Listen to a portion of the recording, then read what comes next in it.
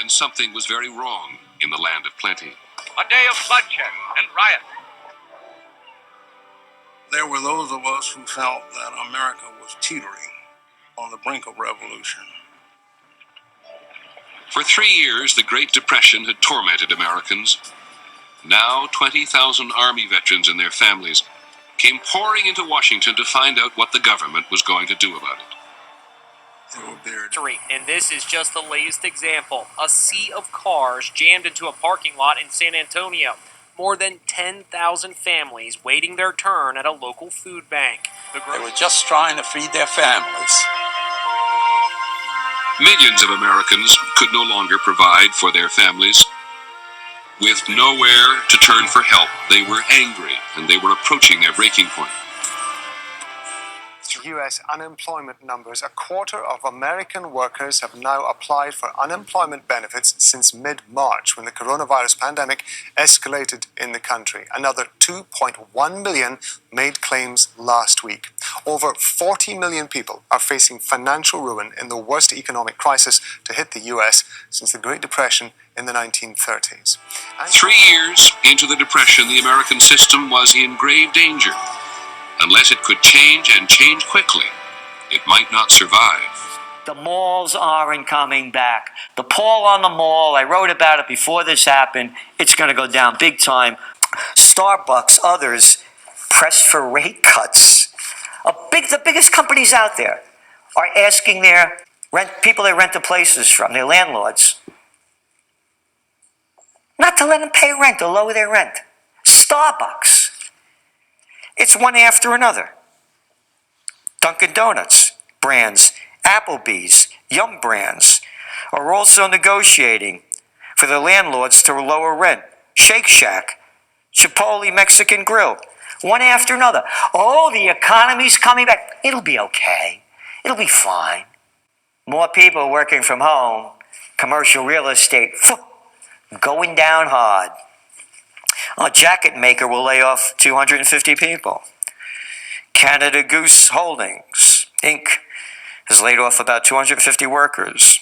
They also said that it was temporarily closing North American and European retail stores. The groceries are supposed to last through the month. Similar scenes are taking place in cities across the country. Mortgage delinquencies surged by 1.6 million in the U.S. in April. Housing sales half for April as lockdown froze market. And by the way, the mortgage delinquencies, the biggest monthly jump ever. Borrowers fall behind in payments. Millions enter hardship programs to defer paying credit cards and car loans. Income loss pervasive. New U.S. study shows nearly half of the adults live in households that have lost income in 2 months since the coronavirus pandemic. They'd been promised a bonus for their service in World War I, but it was not due to be paid until 1945. The desperate veterans wanted their money now.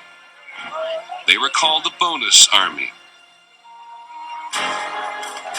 On July 28th, the Bonus Army came to blows with Washington police. Shots were fired. President Herbert Hoover barricaded himself in the White House. Layoffs remake the job market for tech industry. And all the tech companies, Uber, Lyft, firing people. Tech is where it was all growing. Not anymore. The whole thing's going down. More. Permanent job losses are likely to be a feature of the eventual U.S. economy, according to the University of Chicago research, which estimates that 42% of recently unemployed workers will not return to their jobs amid the profound shock stemming from coronavirus lockdowns. They got it right, stemming from the lockdowns. People who work in service-oriented jobs like restaurants, bars, and salons make their living off tips, and many of these tipped workers earn wages that don't qualify for unemployment. But I did end up getting an email about 2 weeks ago that said I was denied for unemployment, and I don't know why, because they don't clearly state in the email why. Again, half not coming back. Facebook to shift permanently to a more remote workforce. Commercial real estate, Silicon Valley, Con-Man. Yep, going down around, everywhere around the world. Real estate prices, where they all boomed, going down, particularly in commercial. It was the end.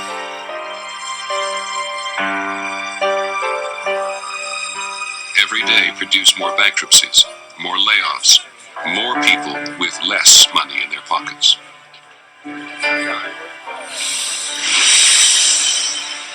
Even U.S. Steel, a symbol of American industrial might since the turn of the century, was brought to its knees. In 3 years, the entire full-time payroll was laid off. 225,000 workers. The Depression hit this country all over. It hit the farm areas, it hit the cities. You were just there, out of work and out of food. And everybody was baffled. You know, nobody had ever had that experience before. As Europe limps out of lockdown, 23% in April. Retail sales in Spain fell 31.6% in April. German non-financial business dropped by a record 13.8%. One after another. This isn't going to bounce back. Is it going to be as bad as it was? Yes. Airlines and Delta moved to cut thousands of jobs.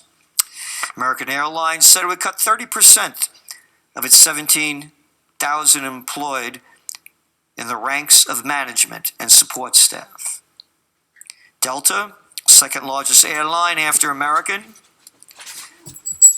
will offer retirement and buyout packages to its staff of 91,000. About 44% of Delta's employees have taken leave, and about 29% of Americans have taken leave or retired early. Oh, it's going to bounce back. American carried the most debt among U.S. carriers heading into the crisis, and investors consider it most likely among U.S. airlines to declare bankruptcy. Full of losing what little they had left, people rushed to the banks to withdraw their savings. But the banks too were short of cash. 1 year after the crash, 800 of them had failed. 9 million savings accounts were wiped out. Florida's unemployment lines have been growing for months as the coronavirus continues to ravage the U.S. economy. In April alone, the jobless rate here tripled. Lines for food banks grew, and frustrations over filing unemployment claims continue.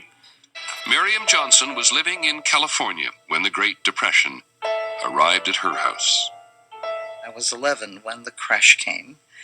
My father at that time, along with a few friends, owned a small grocery store. One day he came home and he laid $2 on the table in the kitchen. And he said, "No more store. Everything is gone." And that was the end. For us, it was the end.